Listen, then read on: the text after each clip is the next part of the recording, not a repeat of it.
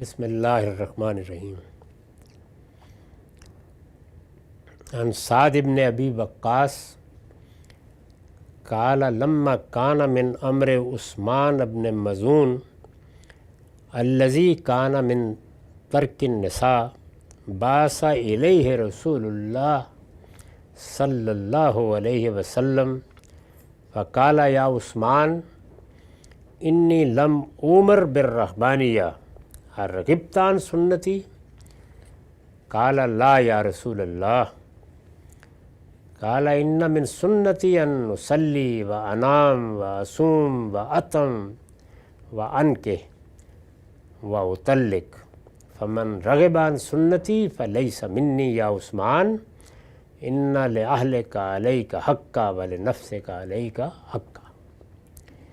یہ روایت سنن دارمی سے لی گئی ہے، اس کا رقم ہے 2215۔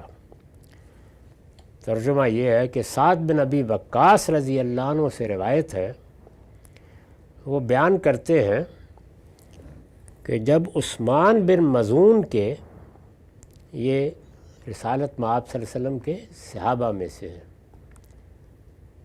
یہی ہیں جن کے خاندان کو بیت اللہ کی کلید دی گئی ہے اور اسی خاندان میں اب بھی ہے۔ سعد بن ابی وقاص رضی اللہ عنہ سے روایت ہے، وہ بیان کرتے ہیں کہ جب عثمان بن مظعون کے بیویوں سے کنارہ کشی کر لینے کا معاملہ درپیش ہوا، یعنی یہ اطلاع ملی کہ حضرت نے فیصلہ کر لیا ہے کہ سب بیویاں فارغ، گھر بار ختم، اب بس اللہ اللہ کرنا ہے، یہ اطلاع ملی۔ جب عثمان بن مظعون کے بیویوں سے کنارہ کشی کر لینے کا معاملہ درپیش ہوا تو رسول اللہ صلی اللہ علیہ وسلم نے انہیں بلایا، پھر ان سے کہا اے عثمان، مجھے رہبانیت اختیار کرنے کا حکم نہیں دیا گیا ہے، یعنی میرے دین میں ترک دنیا یا رہبانیت کی کوئی گنجائش نہیں ہے۔ یہ دین یہ دعوت لے کر نہیں آیا جیسے کہ بالعموم صوفیانہ مذاہب سے متاثر ہونے والے لوگوں نے اختیار کیا کہ عام لوگ اچھا ہے کاروبار کر لیں، کچھ گھر بنا لیں، کچھ شادی کر لیں، کچھ ملازمت کر لیں، کچھ پیسہ جمع کر لیں، لیکن یہ نیچے کا درجہ ہے، اس سے اوپر کے درجے کی طرف انسان کو بڑھنا چاہیے، اور وہ درجہ ترک دنیا ہے۔ یہ دنیا دل لگانے کی جگہ نہیں ہے، یہ تو مایا کا جال ہے، اس کو چھوڑ دینا چاہیے۔ صوفیانہ مذاہب کی تعلیم کا منتہا یہ ہے، وہ یہاں لے جانا چاہتے ہیں، اسی کو اصل مانتے ہیں۔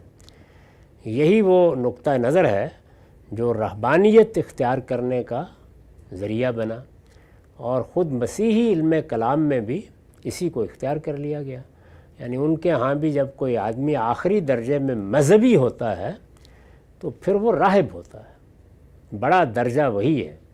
باقی لوگ تو اصل میں دنیا دار لوگ ہیں جو مسیح پر ایمان لا کے اپنے گناہ بخشواتے رہتے ہیں، اصل چیز وہی ہے جس کو انہوں نے ہدف یا اپنی منزل قرار دیا ہے۔ رسول اللہ نے فرمایا کہ عثمان، مجھے اس کا حکم نہیں دیا گیا، یہ میرے دین میں ایسی کوئی چیز نہیں ہے، مجھے رہبانیت اختیار کرنے کا حکم نہیں دیا گیا ہے۔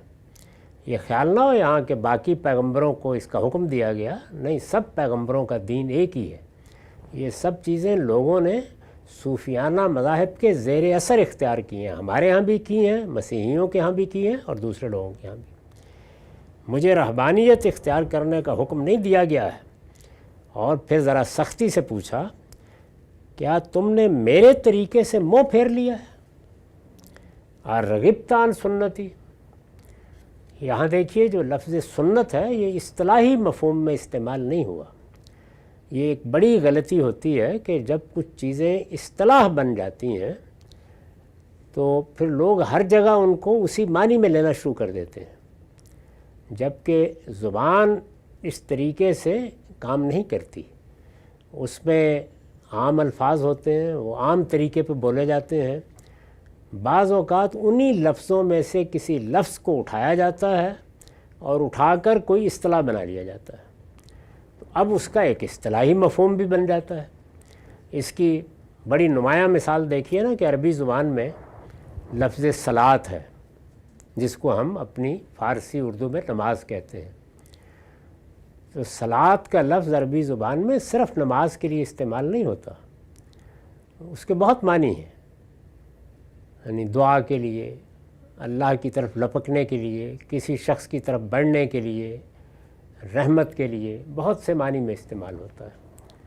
اور اسی لفظ کو اٹھایا ہے، اور چونکہ جب ہم اللہ کی پرستش کرتے ہیں تو گویا اپنے آپ کو اپنے پروردگار کی طرف بڑھاتے ہیں اور دعا و مناجات کرتے ہیں، تو اسے صلاۃ، نماز کا نام دے دیا گیا۔ تو یہ اصطلاح بھی ہے اور عام لفظ بھی ہے۔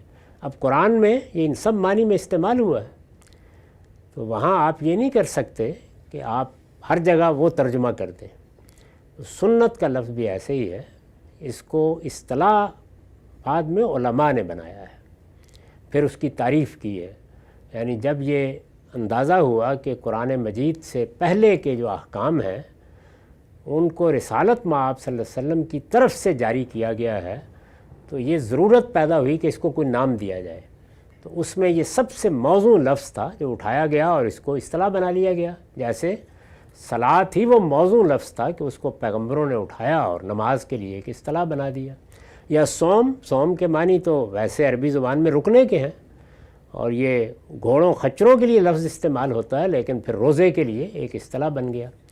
تو بالکل اسی طرح کا معاملہ اس لفظ کے ساتھ ہوا ہے۔ اب ہم اس کو ایک اصطلاحی مفہوم میں استعمال کرتے ہیں، سنت، لیکن قرآن میں، اسی طرح رسول اللہ کی گفتگوؤں میں یہ طریقے کے معنی میں استعمال ہوتا ہے، اور وہ اصطلاحی مفہوم اس میں نہیں ہوتا۔ یہاں تک کہ قرآن مجید میں سنت اللہ کی سنت، یعنی اللہ بندوں سے کیسے معاملہ کرتا ہے، اس کے لیے لفظ آ جاتا ہے۔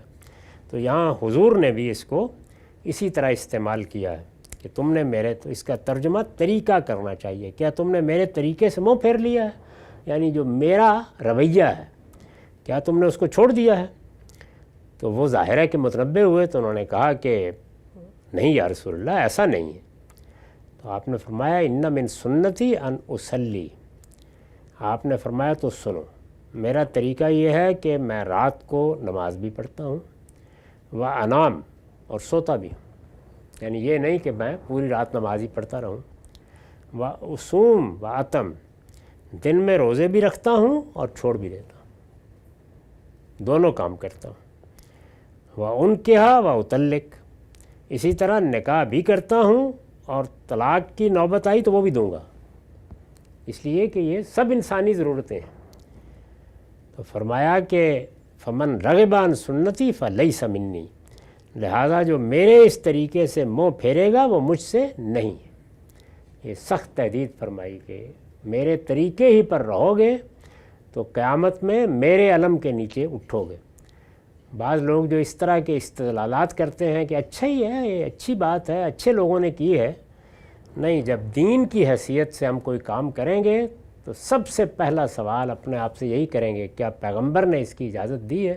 اس لیے کہ دین میرا یا آپ کا فلسفہ نہیں ہے۔ تو آپ نے صاف فرمایا کہ میرے طریقے پر رہنا ہوگا، ورنہ پھر میرے ساتھ تمہارا کوئی تعلق نہیں ہے۔ یہ تعلق قیامت میں بیان ہو رہا ہے، اور پھر وجہ بیان کی کہ میرے دین میں کیوں یہ سب چیزیں اس طرح رکھی گئی ہیں۔ تو فرمایا عثمان، تمہارے گھر والوں کا بھی تم پر حق ہے اور تمہارے نفس کا بھی تم پر حق ہے۔ یعنی اللہ نے جو اسکیم بنائی ہے اس میں ان سب حقوق کا لحاظ رکھنا ہے۔